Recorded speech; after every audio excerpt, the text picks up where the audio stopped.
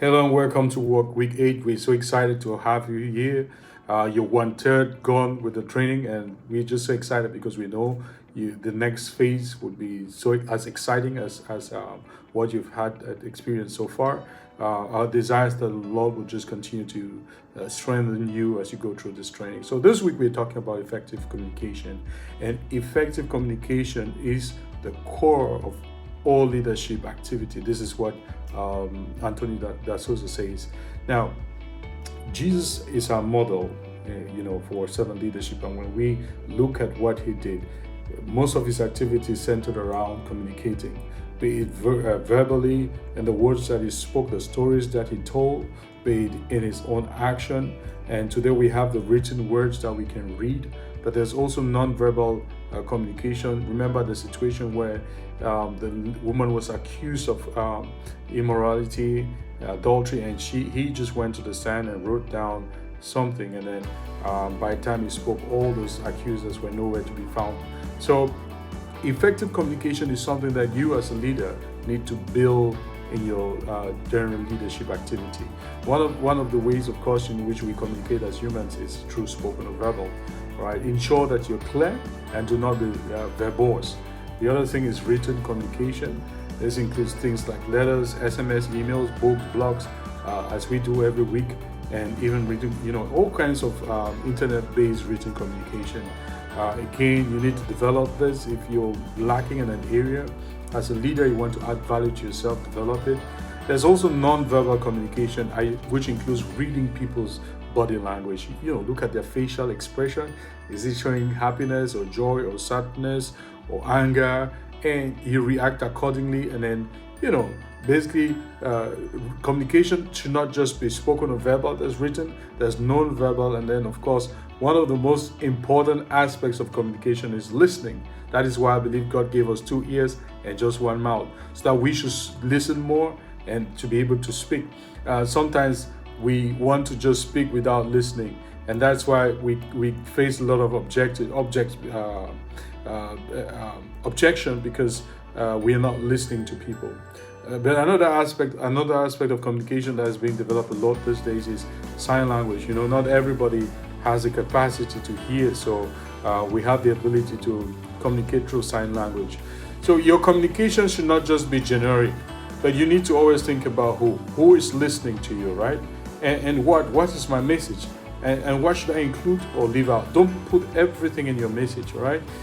Then of course there's always the why also. Why do you want to communicate this message, and why is it important? And you need to think about the time. Is it right? Is this the right time to communicate this kind of a message? Can I leave it for some time later? And then the how. Now, the how, of course, is the tools that you want to use. All right, are you going to be using technology? Are you going to be doing written communication? Is it spoken? Is it verbal? Non-verbal? But you need to look at the different ways in which you want to communicate and ensure that you're addressing the what, why, when, how, and who questions in your communication. Now, there's plenty of reasons why your communication may not be effective, and I'll touch on a few, and you can, of course, look at the rest as you go through the training. The first is the receiver's bias. Okay, so sometimes receiver has a certain attitude towards people like you, and so whatever you're saying, they're not getting it because they have that bias. So you need to ensure that you have an idea of what kind of biases may be present in your population before you communicate to them. The next thing is the medium of communication, right? Now, the medium of communication is what you use to communicate. If, for example, I use a poor language, which is verbose, for example, loquacious people are frequently intoxicated by their own verbosity. Even though I sound very impressive, the truth is no one may have understood this oral communication because I felt it was going to make me look or sound important, but I didn't reach my objective of actually communicating. The other thing is distractions. People, when you want to communicate, if it's spoken communication, just ensure there's not a lot of noise or people moving up and down, because that distraction can serve in distorting your message or in causing that people do not hear what you're saying. One other thing which is great is listening skill. But this is what James chapter 1 verse 19 says, "Wherefore, my brethren, let every man be swift to hear, and slow to speak, and slow to wrath." Again, the apostle here is encouraging us to practice good listening. How do you communicate well if you don't listen at all, or you don't listen well?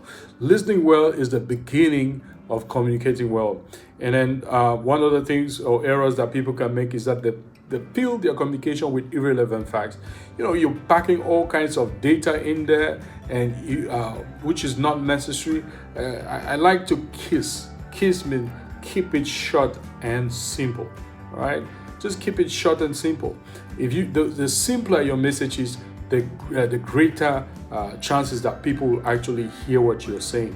So thank you again for committing to this training. I hope you'll be able to go through the exercise and read again, and then just answer all those questions. Make sure to send your assignment on time. God bless you. Have a wonderful week.